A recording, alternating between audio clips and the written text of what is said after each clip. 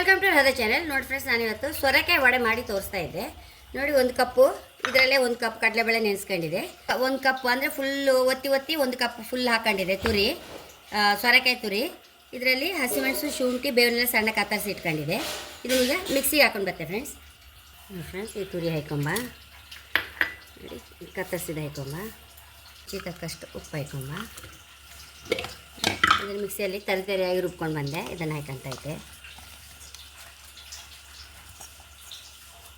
ಆರೋಗ್ಯಕ್ಕೆ ಸಹ ತುಂಬ ಒಳ್ಳೆಯದಲ್ಲ ಫ್ರೆಂಡ್ಸ್. ನಾನು ಸುಮಾರು ಸಲ ಹೇಳ್ತಾ ಬಂದಿದೆ, ಎಲ್ಲ ಕೊಲೆಸ್ಟ್ರಾಲ್, ಹಾರ್ಟಿಗೆ ಆಯಿಲಿ, ಕೂದಲಿಗೂ, ಸ್ಕಿನ್ನಿಗೆ ಎಲ್ಲದಕ್ಕೂ ಒಳ್ಳೆಯದು. ಖಾಲಿ ಹೊಟ್ಟೆಯಲ್ಲಂತೂ ದಿನ ಇದರ ಜ್ಯೂಸ್ ಕುಡಿತಾ ಇರ್ತಾರೆ ಫ್ರೆಂಡ್ಸ್. ಎಲ್ಲರೂ ಅಷ್ಟು ಒಳ್ಳೇದು, ಎಲ್ಲ ರೀತಿಯಿಂದಲೂ ಒಳ್ಳೇದಂತ ಆರೋಗ್ಯಕ್ಕೆ. ಹಾಗೆ ನೋಡಿ, ಸರಿ ಆಯ್ತು. ಇದೀಗ ನಾವು ತುರಿಯುವಾಗ ಸಹ ಸ್ವಲ್ಪ ನೀರು ಬದಿಯಲ್ಲಿ ಹಿಂಡಿ ಇಟ್ಕೊಂಡು ಬಿಡ್ಬೇಕು ಫ್ರೆಂಡ್ಸ್. ಕೆಲವು ಸಲ ನೀರು ಬೇಕಾತಿಲ್ಲ ನಮಗೆ. ಇದು ಕರೆಕ್ಟಾಗಿದೆ. ನಾನು ಚೂರು ನೀರು ಹಿಂಡೆ ಇಟ್ಕೊಂಡಿದ್ದೆ ಸೋರೆಕಾಯಿ ತುರಿದು. ಇದು ಹೈ ಕ್ಲಾಸ್ ಆಯ್ತು ನೋಡಿ, ಕಾಸುವ.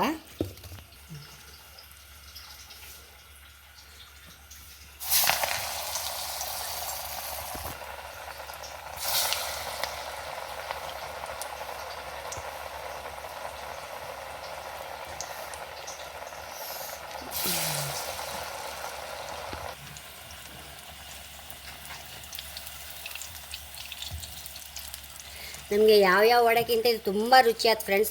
ನೀವು ಬೇಕಾದ್ರೆ ಒಂದು ಸಲ ನೋಡಿ.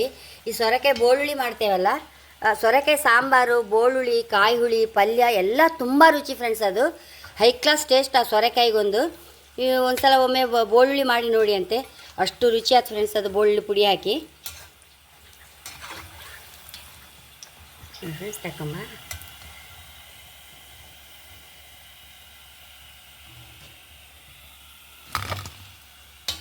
ಫ್ರೆಂಡ್ಸ್, ಎಷ್ಟು ರುಚಿಯಾದ ಸೋರೆಕಾಯಿ ವಡೆ ರೆಡಿಯಾಗಿದೆ. High class taste friends. ಇದಂತೂ ತುಂಬ ಅಂದರೆ ತುಂಬ ರುಚಿ. ಸರಿ ಬೇವಿನ ಎಲೆ, ಹಸಿಮೆಣಸು, ಶುಂಠಿ ಹಾಕಿದ್ರೆ ಹೈ ಕ್ಲಾಸ್ ಆಗುತ್ತೆ.